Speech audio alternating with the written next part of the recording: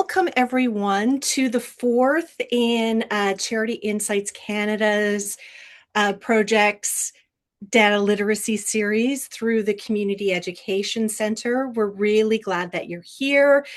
Some of you are return participants, and we love to see that. So thank you again. My name is Kate Cornell. My pronouns are she, her, and I am the Senior Advisor for Strategic Communications for CICP. I want to begin our webinar, Telling Your Story with Data, using CICP dashboard and other data sets, with a land acknowledgement. So I am very lucky to live quite close to Lake Ontario.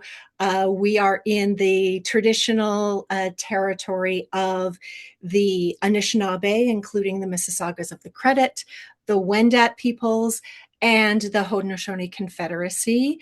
This treaty territory, I'm in Scarborough, Ontario, is part of Treaty 13, which is also known as the Toronto Treaty, and it has been the meeting place. Toronto is known as a meeting place for for many First Nations, for Métis and Inuit peoples. And I am absolutely grateful to live and work on this beautiful territory. And of course, CICP is hosted by Carleton University, which is located on the unceded, unsurrendered territory of the Algonquin people. So welcome to this fourth webinar. Please feel free to say hello in the chat, include where you're calling from. If you want to list the treaty territory or unceded territory that you're on, you're welcome to do so. I want to introduce my co-facilitator for this afternoon's webinar, Tara McWhinney. If you've been here before, you know Tara. Tara is a postdoctoral fellow with the project. She also has a PhD in social work and has the most amazing teaching experience helping to make data accessible. And so today, before we get started, Tara, I also want to say thank you to Mass Culture. Mass Culture is an arts organization that brings together researchers and artists and leaders in the arts sector to consider the importance of research and data in particular.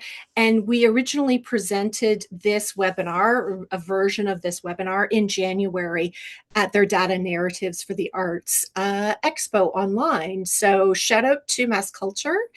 And so the format of today's webinar, Tara is going to present on understanding what is reliable data. And we're both going to use examples from CICP today. And then she's going to pass it over to me, and I'm going to talk about how you can use CICP data as well as data from other organizations in your grant applications and in your funding proposals. It's a very simple approach to a data narrative, and we hope that you find it useful. So over to you, Tara.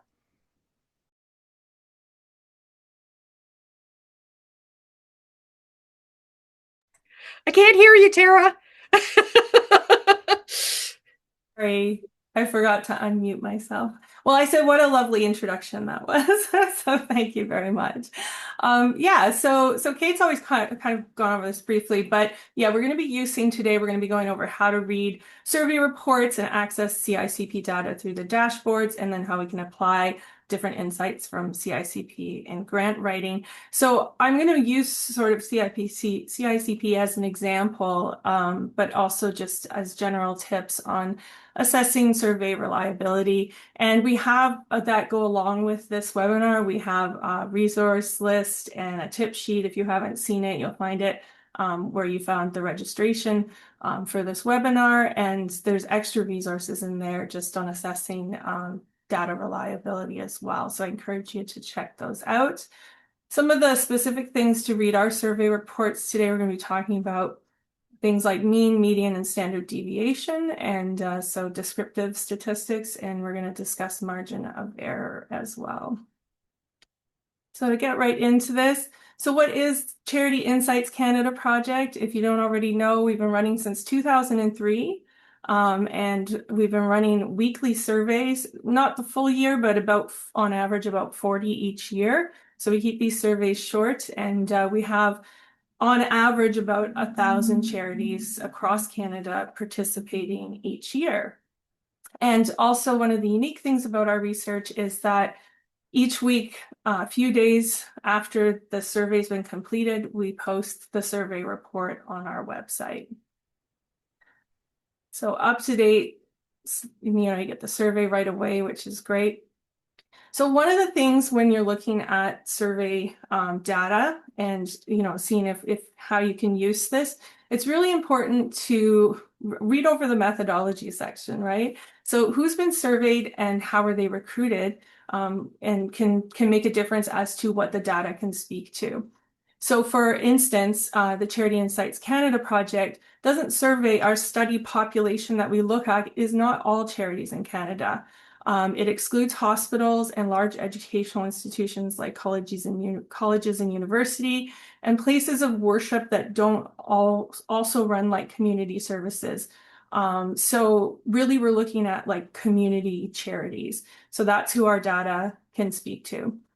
And we have a random selection. So how participants are selected. Random selection is generally considered, really excellent for a study. That's not to say that other ways aren't great as well, but this, and also too, we have to think about, like we're looking at about, I think our study population is about 30 to 35,000 charities in any given year.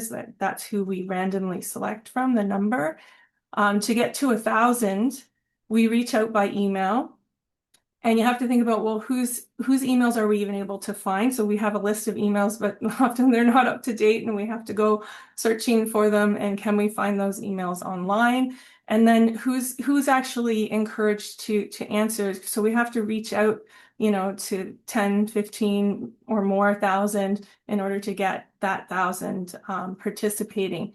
So we often think about maybe charities that don't have the capacity. We do hear that in some of our responses to why they're not participating. But also just maybe who has their email up on a website as well, if we're able to not find, if it's not found in the list that we have. And then looking at who surveyed. So in CICP as well, because we ask a really wide range of questions about the charity's operation and governance and management, we ask that it's someone who can speak to a lot of different aspects of the charity's operation. So that's often managers, supervisors, CEOs, and executive directors. So that's the perspective we're getting. There's other research, great research that's done that speaks to the, staff and volunteers, but ours is like that overall perspective.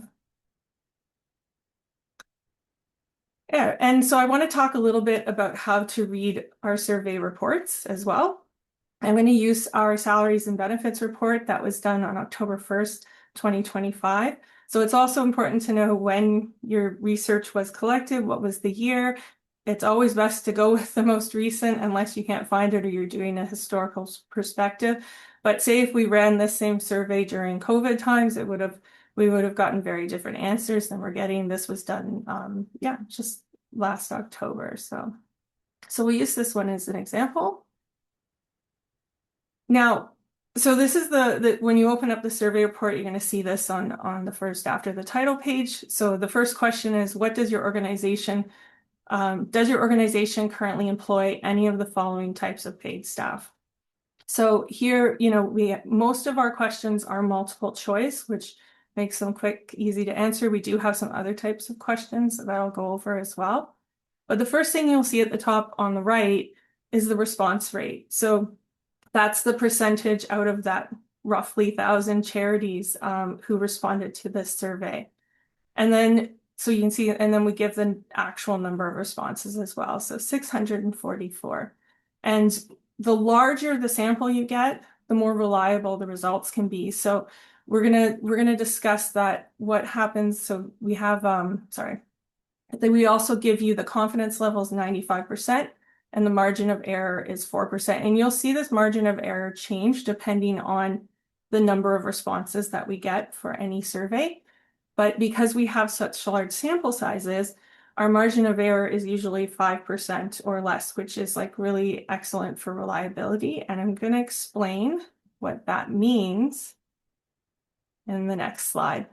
So when you have a margin error of 4% and a confidence level that's set at 95%, so this is a thing that you can choose, and 95% is good for social science research. So what that means is if we take this first answer, 84% of charities said that they had full-time year-round staff that they employed during the year.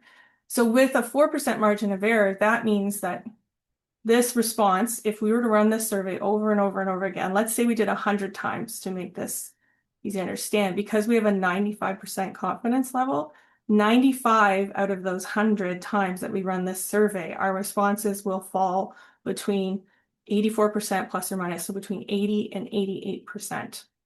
So that's kind of how you can read margin of error. And you're going to see our margin of errors are sometimes 3% as well. So if the sample size is much bigger. So it just means that you can be more confident in the results. Some other things, this was a question in the same survey. So some other ways, now this time we asked them to give us what is the average starting annual salary gross for the following paid positions at your organization.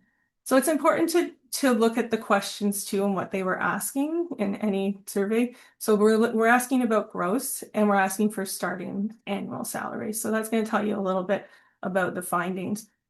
And then what we did for this question is we had like a sliding bar scale, and they could choose between 0 and 200,000. Now you'll see when you look here, when we give the range, the minimum and maximum values that we got back, down here, the part-time levels, we got some zeros and some 200,000s and at the executive. So we did have a couple people say your bar wasn't working. And so I think that's where the zeros came from. And when I've analyzed this data, I've taken those out. It brings up the average slightly a little bit. But also we had a few that said I needed to go above 200,000. So that's why you're seeing those minimums of 0 and the maximum there. But yeah, so the average, so we can see here the mean. So mean is our average, right? And we know to calculate average. And then we've also given the median. So median is a little different from mean. And in this case, well, I'll tell you first why sometimes median is used. So median is when you take, if we took all of these values of salaries and we stacked them from like lowest to highest value, and then we went in the middle of the stack and pulled out that number, that would be your median. And the reason why this is used sometimes in statistics is actually a good example is household income. If we looked at household incomes across Canada or anywhere, there's usually a few really high outliers. We have that 1%, if there's billionaires or multi-millionaires, and those like few, say it's a 1%, can drag the average of household income up. So the average is going to be, the median, if we stack them all together and pick the one in the middle, is going to be much lower than the average. And so that's when we use median, is when we have outliers or we have, that data that might get skewed that way. But here in our survey report, we can see that the mean and the median are fairly close together for these. So we can say that, our data is more evenly distributed there. And then we have standard deviation. So this also tells us something about the data and is really good to include for descriptive statistics. So standard deviation is your variability in your data. And for here, and it's how much it varies from the average. So how much, I'll explain it this way. If we have a standard deviation, we'll round it to 15,000. So we have a standard deviation of 15,000 here for the first entry level full-time year-round, and an average of around 43,000. That means that 66% of our answers are both below or above, about 15,000 below or above that 43,000. So we can see that, and if we look, some of these have even higher standard deviation. In fact, the executive levels have the highest standard deviation, which tells us that executive level salaries vary more than entry level and mid-level salaries across the charitable sector. And yeah, and so and we also here we gave the responses broken down on how many people answered this as well. And I'm just going to show you for the standard deviation, because I like visuals. So I just added this little visual. This wasn't in the last time we did this. But here, both of these data sets, just think of them as generic data sets. They both have the same average of 50, right? That's the mean. But we can see on the left, the standard deviation is much higher, 28.7, whereas on the right, it's much lower at 10.2. And that's because these data points don't vary as much from that 50 average as they do on the left.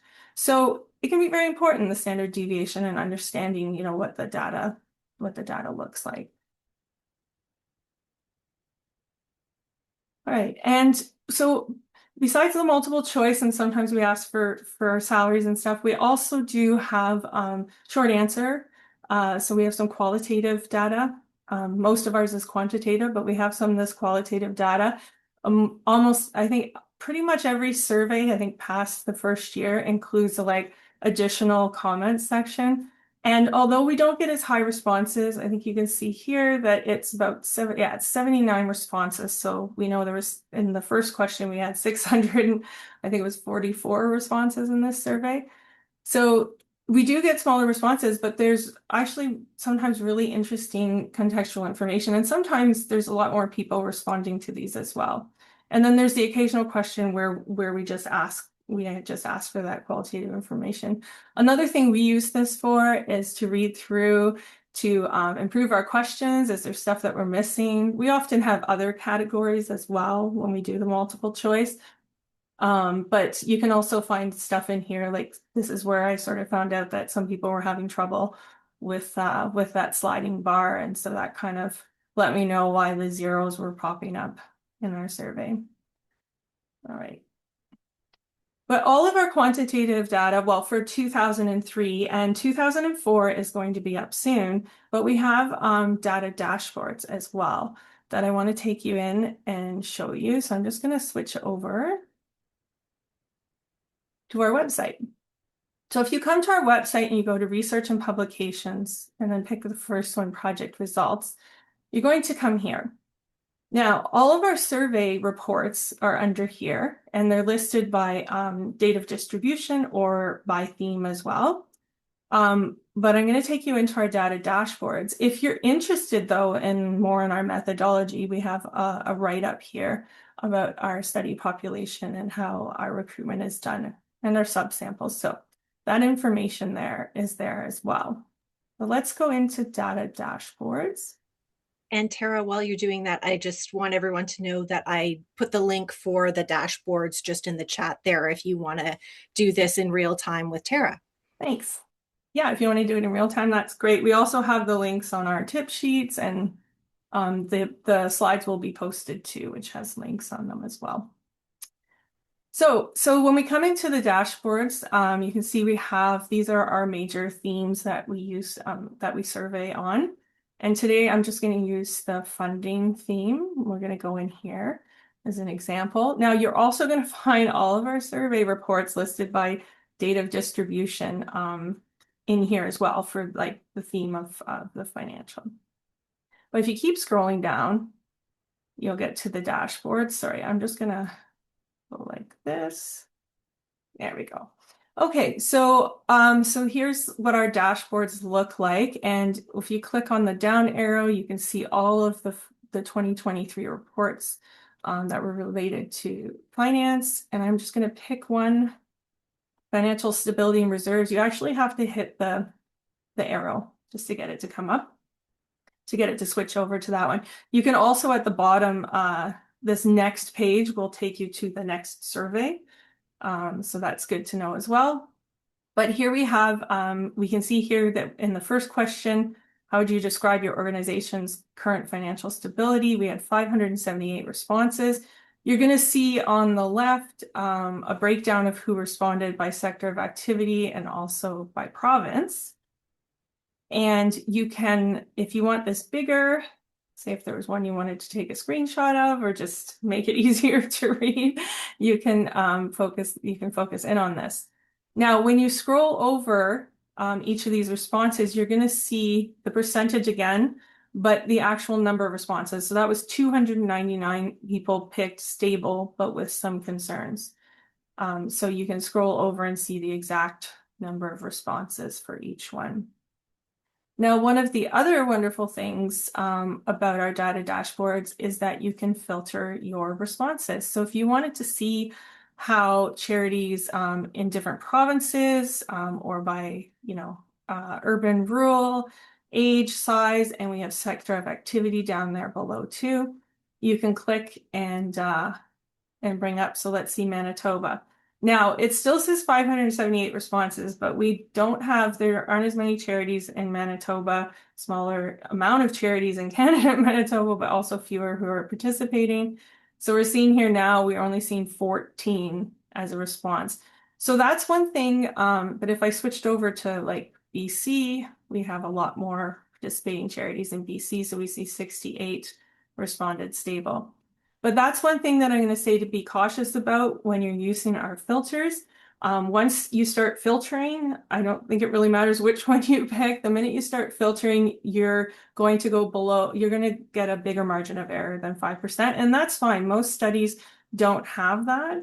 It's just good to use things with caution and maybe use multiple sources. And especially if you're, so anything under, like, I think a general rule, because it's, you have to calculate it different ways, but anything less than 380 responses, you're going to start to see, you're going to get a lower margin of error than 5%. And once you get under like 100 responses, you're getting, a margin of error that's approximately 10% or more.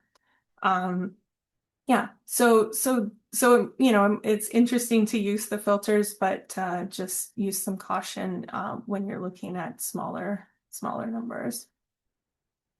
All right.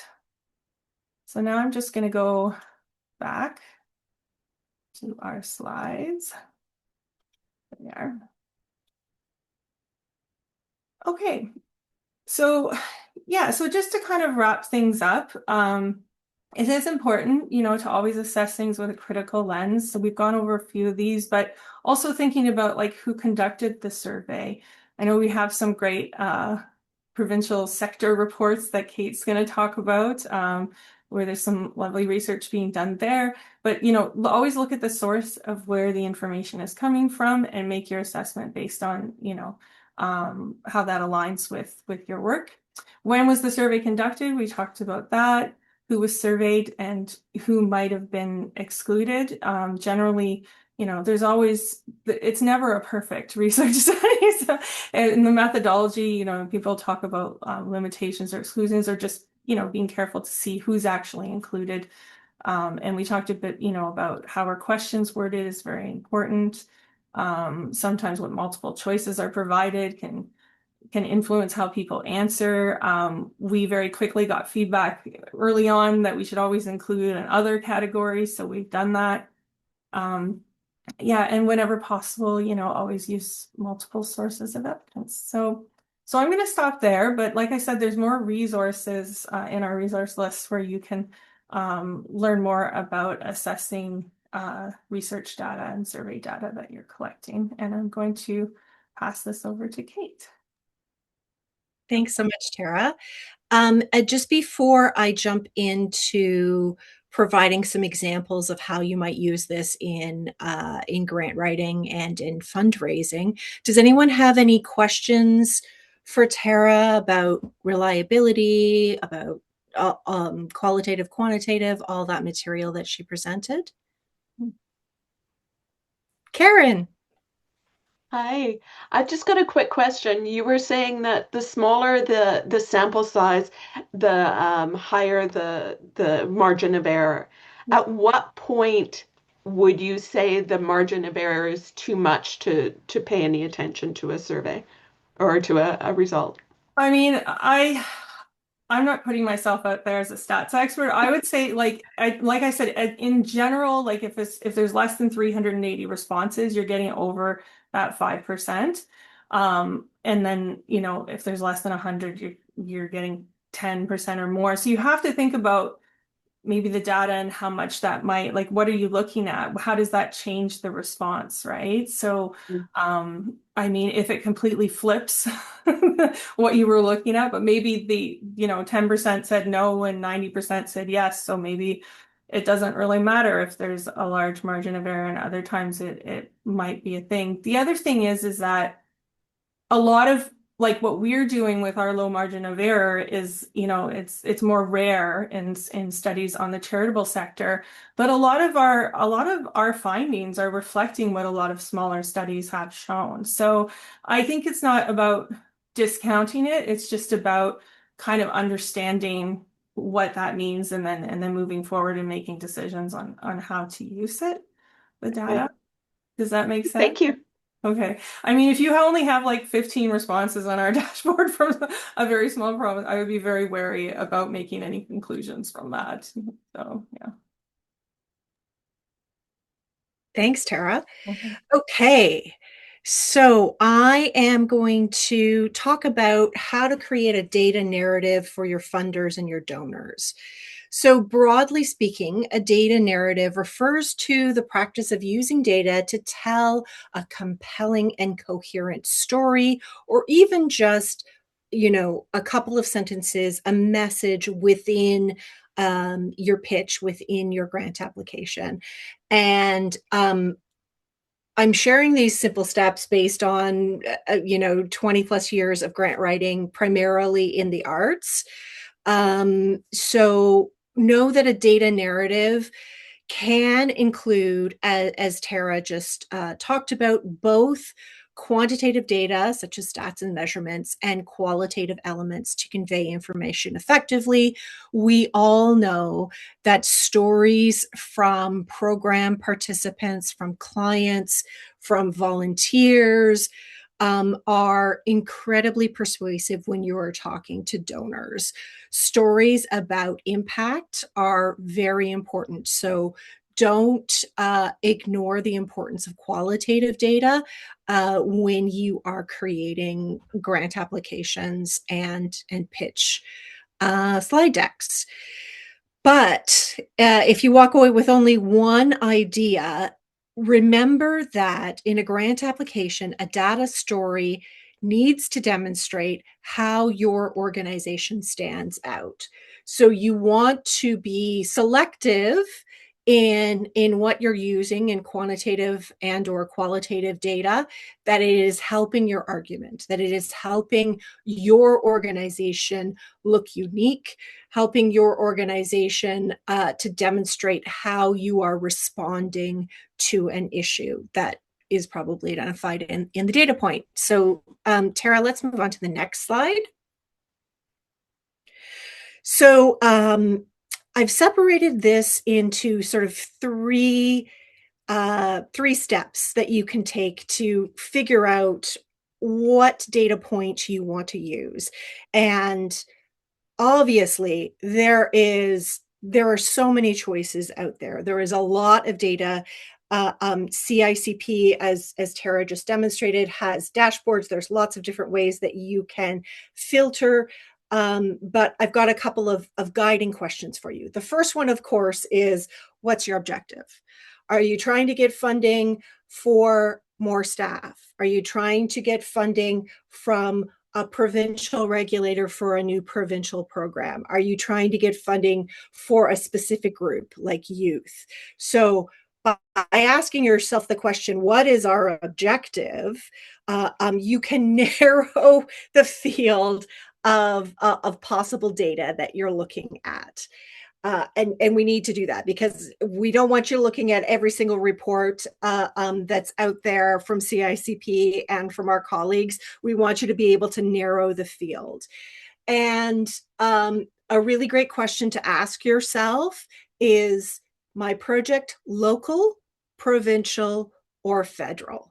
Because that in itself is going to help you to narrow your focus in prioritizing and locating the data source. So data, moving on to point number 2, data is often focused on geographic areas. So if you are a federal organization, or you're an organization applying for federal funding, we highly recommend using CICP's data. There are other sister organizations like Imagine Canada who do national research, but if you're applying to a national funder or applying for a national project, you probably want to be looking at Canada-wide data. If you're applying for provincial funding, I just want to highlight our amazing colleagues at the nonprofit networks. In Ontario, where I am, there is the Ontario ONN, Ontario Nonprofit Network. Our colleague Bridget is in BC. They have Vantage Point BC NN. And there are many other provincial nonprofit networks that do sector surveys on a regular basis, annually, biannually. So that could be a source of provincial data. And then if you are doing a local project in your city, municipality, you probably want to look at vital signs from your local community foundation. Of course, there's lots of other choices, but that's sort of the way that I think about the chunks of data that are out there. So that's helping to locate the data source. If geography is not helpful, I want to encourage you to think about, go back to number one, what is your objective? Is your grant application about workforce? So then you should probably look on data on workforce. Is your application about youth? Then you should probably look at data on youth. So that's another way that you can help locate your data source. And then back to the important question that Tara explained to us, is it a reliable source of data? A great way to decide if it is a reliable source of data is, are your colleagues talking about it? Is it something that somebody has sent you? Is it something that you're seeing on your social media threads for the sector? Obviously, Tara has given us, how big is the sample size and what is the error rate that's there as well. But think about that when you are locating your data source. So that's number one is objective. Number two is prioritize and filter which data sources you're going to look at. And now you finally come to, how does this data point make your organization stand out? So I'm going to give you an example. This is going to sound vague at first, and then I'll give you an example. So you can pick a data point that just emphasizes how unique your organization is, that only 20% of the charitable sector is doing X, but you're actually one of that 20%. And that's why you need funding. That's why you are standing out. You've been doing it for 10 years. This is why you're a leader. So you want to be able, in whatever data point you pick, to be able to tell that good news story about your organization and show how unique you are and why you need funding for this particular project. You may also, in trying to stand out, want to compare your internal data to something external. We know that not all organizations have the capacity to collect internal data. But if you've got, a success rate in a project of 96%, and you've got these great qualitative stories on a project, you should be including that in your grant application and demonstrating how, from some external data, how unique the project is. And then you can come at them with the qualitative stories about impact. And then optional, obviously adding the story part in addition to a statistic, a data point, a quantitative and qualitative. Those are really, really important. They're important for government funders, but particularly for foundations, for individual donors, those stories matter. And then, as we saw from Tara's presentation, last part of number 3, you can visualize the data. Obviously, you cannot visualize data if you're filling out one of those forms for one of those government funders where you only have 150 words and they won't take graphics. But if you're creating something unique for a pitch deck, visuals are fantastic. They're very important. So moving on to the next slide, let's look at some visuals. I want to highlight, Tara has emphasized all of the data that you can gather from the dashboards at CICP. I want to highlight our infographics.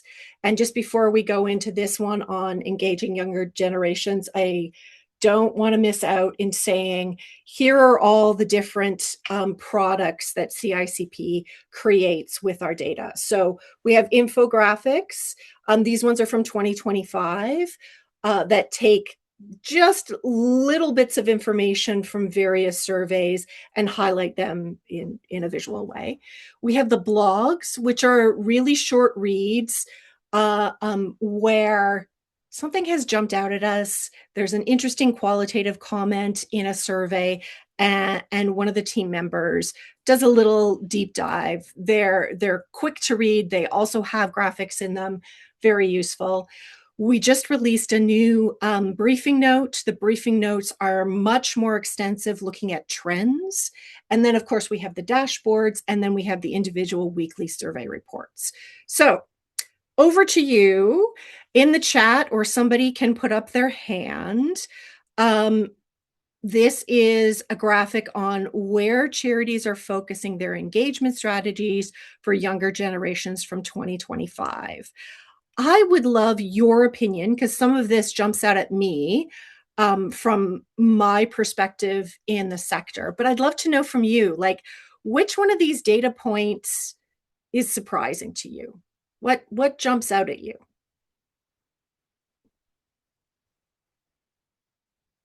You can write it in the chat, or you can unmute and let us know what you think.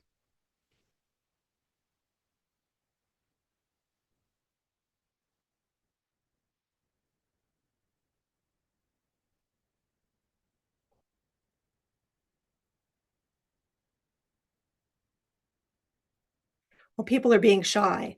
Tara, what jumps out to you from this infographic? Is there anything well, why is social media not first? right?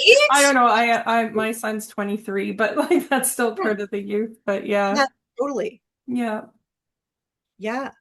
Volunteering. My younger family members barely leave the house. Social media seems like a natural, though. There we go. Number one. Thank you, Catherine. My oldest is 18, and high school in Ontario, you have to do 40 hours of volunteering. So that might be why that volunteering number is high. Depending upon who answered those questions. I'm sure that exists in other provinces as well. Is there anything else? Thanks, Catherine. Is there anything else that jumps out at people? Here are not using, oh, yes. And definitely we're seeing, the federal government is talking about banning social media for under 16. So that's a really good point about the younger, that this is a really big demographic that we're looking at. Hey, Karen. Hi. I'm a volunteer engagement consultant, so I tend to look more at the volunteering side of it. But the thing that jumps out to me is the board advisory involvement. Yeah. How little people are putting effort into bringing young people onto the boards. Because I hear over and over again how many organizations struggle with finding volunteers for the boards, and that the ones who are on there have been on there for years and there's no new blood, but they're not putting the effort into bringing younger people on. Fantastic. Karen, you set me up perfectly for my next slide.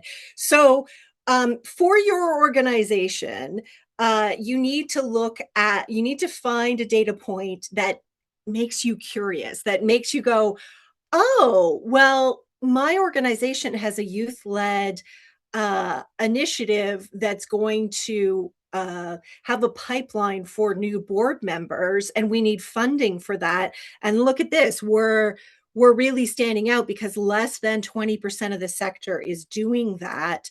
So maybe this is a really good argument to make. So thank you. I'm going to move on to the next slide using that example. So to go back to my three questions, our objective is getting funding for a youth program. Let's say we're trying to get funding to build up the pipeline from youth programming to joining committees to joining the board. And you've created this 3-year project that helps, and that you're hiring a new volunteer coordinator to create this youth programming. So that's when, and you're obviously applying to the federal government in some way because you're going to use CICP data, and you're going to say, hey, only 18% of Canadian charities are doing this kind of work. And not only are we going to create this program, but our new volunteer coordinator is going to be on a bunch of podcasts and talk about the development of this program. So suddenly you've got a very clear objective. You've got literally one data point to help your organization to stand out, so that you can make that argument in your grant application of, this is a really good idea, and we're ahead of the curve nationally in this idea, and we want to be good citizens in the charitable sector, and we want to share how we make this happen. We're going to track and document and evaluate throughout the whole process. It allows you to iterate and create a program that is very clearly solving a problem, instead of just saying in your grant application, which may work and may be successful, hey, we've got this great idea. We want to create this youth program so that we can have youth join the board. We're going to do X, Y, and Z. This way, you are contextualizing with just one piece of data. And I would argue the second piece of data that you get is a quote from your new board member who's 25, who has a great story of taking that pipeline that doesn't exist yet, but sort of creating it for themselves, and the mentorship that happened along the way, and the great information that you got from that youth who's volunteering and is now a board member, and that you have set yourself up for success for the board in the future. So that's an example of how you can take that one piece of information and pull it through, so one piece of quantitative information, add the qualitative, and see how you can develop it in a grant. I want to see if anybody has any questions. We can go through another example of how you might pull out one data point, but I want to emphasize that it doesn't have to be complicated. It can be pulling one piece of information from an infographic, or it could be pulling a huge amount of data from a major report in order to create a new program. It's really up to your organization and what fits for your organization. But I think that you can make a more convincing argument to funders if you're using data. So I'm going to just pause there and see, do we have any questions?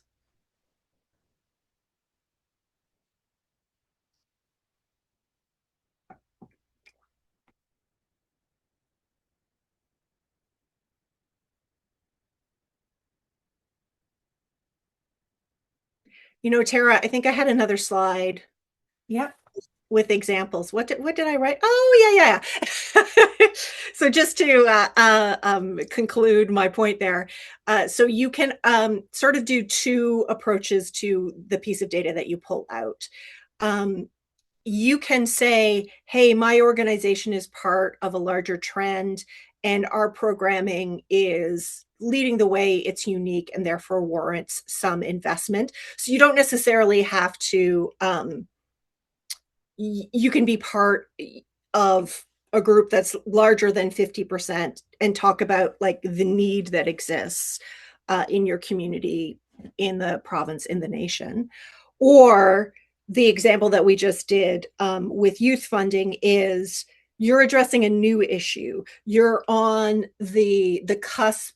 You're a catalyst. You're able to do a pilot project. You're doing something new, and the data is supporting this argument. So those are sort of the two ways that I've used data in grant applications before. I'm sure that there's lots of other ways to pull out both quantitative and qualitative data points to make your organization stand out. Thanks so much, Larissa, for your kind words.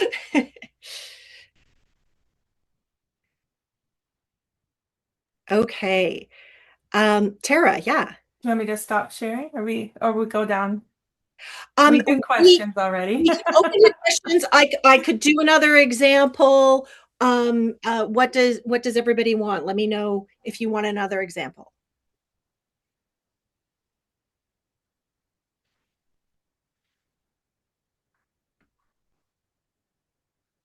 I could show people where to find the infographics on our website. That would be amazing. So if I go back to the website, it's going to come up on the dashboards. But when we first started, I went to project results under research and publications and talked about the different things here. And here's our infographics. So you can see just a little bit here about people have found these really, really useful because it takes data points and then puts together a narrative in a very visual way. Where we do have some visuals in the blogs, but I think this really brings it out. Yeah, definitely. Oh, someone's asking about resources or templates for Power BI. Oh, well, we don't have that through our program now.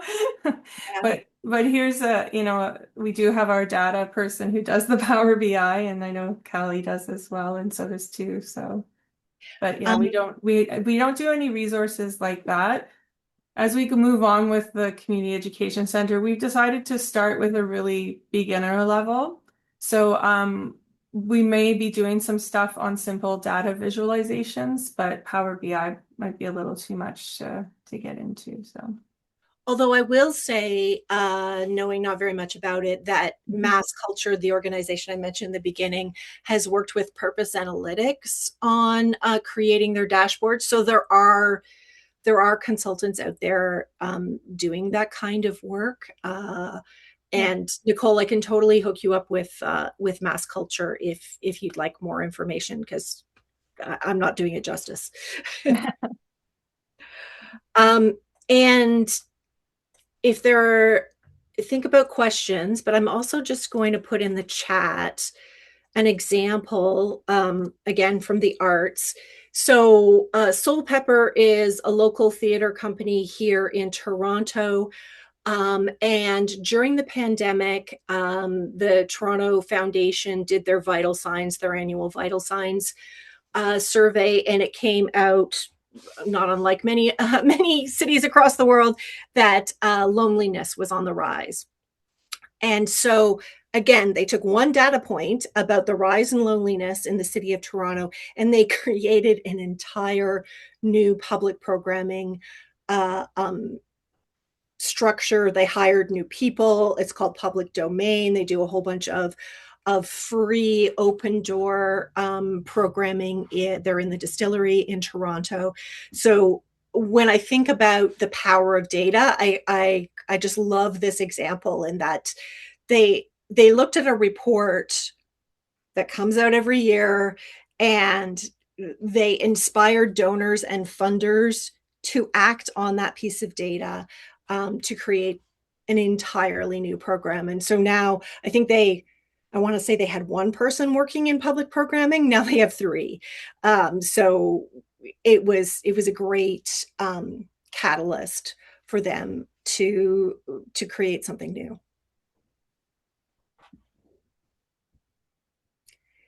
Okay, I'm gonna stop sharing now. We can Okay. give a second for more questions, but also we can. Oh, thank you.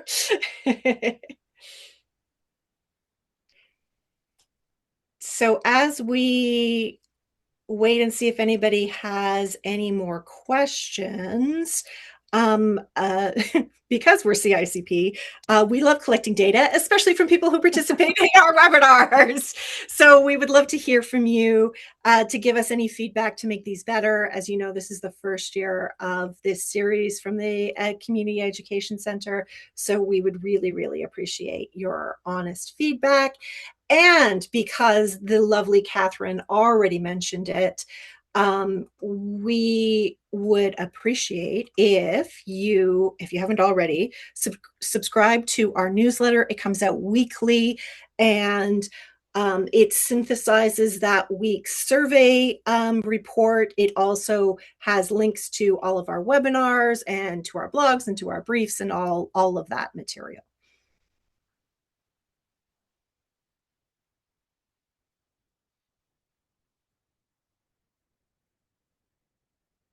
We have the time. We never have extra time, Tara. No, I Are was gonna say this is the first time. We got 9 minutes if anyone has questions. If anyone has any questions? I mean, if not, we can just all go early. Yeah. Let us know. I will say I'm in part of the data-driven certificate, Yeah. and I wish this webinar had been first because I understand the results way better than any of the previous ones. I could have learned more from the previous ones if I had seen this first. This was fantastic. Thank you. You're welcome. You're Well, welcome. we're really trying to come in with a no jargon, beginner level, because it's quite, across the nonprofit sector.